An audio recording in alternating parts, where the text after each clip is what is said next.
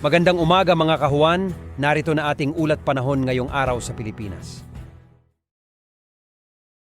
Sa ngayon po, tanging easterlies pa rin o yung hangin galing sa silangan ang siyang umiihip po dito sa may parteng Visayas and Mindanao at meron lamang mga thunderstorms na localized sa natitirang bahagi po ng ating bansa. Base naman sa ating latest satellite animation, as early as this morning, may mga areas po na meron ng malalakas ang pag-ulan. Kabilang na dyan ang bahagi po ng Zamboanga Peninsula, Bangsamoro Region, Sorsogon and Davao Region. Epekto po yan ng pinagsamang thunderstorms plus the easterlies. At kung mapapansin din natin sa ating latest satellite animation, itong low pressure area sa may silangan po ng Luzon ay naging ganap na bagyo na. Ito po ay nasa tropical storm category with international name na Shanshan. Contributed po ito ng Hong Kong. Sa ngayon po, yung distansya nitong si Bagyong Shanshan ay 2,140 kilometers east of Central Luzon as of 3 in the morning. Mananatiling malayo pa rin po sa ating kalupaan at walang direktang epekto sa ating bansa.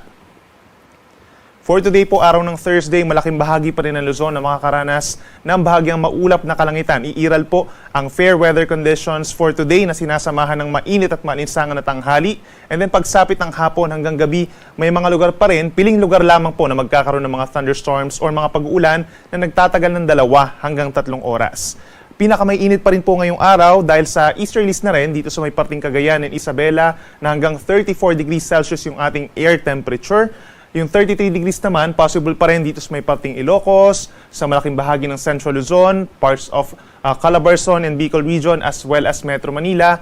Habang sa Baguio naman, ang temperatura ay mananatiling malamig mula 17 hanggang 25 degrees Celsius. Sa ating mga kababayan po sa Palawan at sa malaking bahagi ng Visayas, andyan pa rin ang bahagyang maulap hanggang kumisan maulap na kalangitan. Bago magtanghali, meron din mga areas dito sa may Palawan na magkakaroon na ng mga pag-ulan, habang mas madalas ang mga pag-ulan sa Visayas pagsapit po ng hapon hanggang gabi, lalo na sa may Negros and Panay Islands. So make sure po na meron tayong dalang payong. Temperature naman natin dito sa may parting Palawan, posible hanggang 32 degrees Celsius, whereas yung maximum temperature sa Visayas between 32 to 33 degrees Celsius. At tulad ng nabanggit ko kanina, posible pa rin po ang mga pag-ulan ngayong umaga dito sa malaking bahagi ng western and southern portions of Mindanao, Zamboanga Peninsula, Bangsamoro Region, Sorsogon, Davao Region. May mga lugar po na minsan malalakas ang mga pag-ulan, kaya't mag-ingat din po sa mga banta ng baha at pagguho ng lupa. Then pagsapit na tanghali hanggang sa gabi, mas maraming lugar pa sa Mindanao, kabilang na rin ang northern Mindanao. Magkakaroon po ng mga pag-ulan at mga pagkidlat, pagkulog, so make sure po na meron din tayong dalang payong at pananggalang po sa ulan. Temperature naman natin dito sa may Zamboanga City at sa may Davao City, posible pa rin umakyat sa 33 degrees Celsius.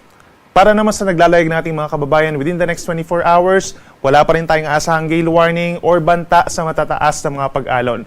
Banayad hanggang katamtaman ang taas ng ating mga alon, pero pag may mga thunderstorms po, lalo na dito sa may northern Luzon, posibleng umakyat sa 2 metro ang taas ng mga alon at mga 1 hanggat 1.5 metro naman sa natitirang baybayin ng ating bansa. Ngayong darating po na long weekend, asahan pa rin sa malaking bahagi ng bansa ang fair weather conditions, subalit pagsapit po ng hapon hanggang gabi, madadalas na po yung mga pag-ulan at mga pagkidlat, pagkulog, lalo na po over the weekend. So yung long weekend po natin, may mga areas na magkakaroon talaga ng malalakas sa mga pag-ulan, lalo na dito sa may Southern Luzon, Visayas and Mindanao, particularly ang Mimaropa, Western Visayas, Zamboanga Peninsula, Bangsamoro Region. Yan po ay epekto ng southwest monsoon. Maring magbalik ito as early as tomorrow, late evening, at maring magpatuloy ito hanggang early next week. Plus yung tinatawag natin na trough o yung outer portion nitong si Bagyong Shanshan. So maaring magkaroon ng mga convergence or mga kaulapan dito sa may areas ng Southern Luzon. At itong mga circulation, mga shallow circulation sa tinatawag at mga cloud clusters, ang maaring mag-trigger naman po ng southwest monsoon or habagat dito sa may parting Visayas and Mindanao. So make sure po na meron tayong dalang payong at lalo na doon sa ating mga kababayan dito sa may Southern Luzon, Visayas and Mindanao, yung mga nabanggit natin na lugar, habang yung fair weather conditions actually mas iiral po dito sa may Northern and Central Luzon, kabilang na rin ang Metro Manila. For the next 3 days, andyan pa rin yung bahagyang maulap at minsang maaraw naman na kalangitan dito sa may Northern and Central Luzon. Medyo mainit nga lang, lalo na sa mga kapatagan na sinasamahan lang ng mga pulu-pulong mga pag-ulan or pagkidlat, pagkulog. So lagi po magantabay sa ating mga advisories and warnings regarding po sa mga magiging pag-ulan natin sa susunod pa na 4 na araw. Ang sunrise naman po natin ay 5:43 ng umaga today at ang sunset ay 6:15 ng gabi.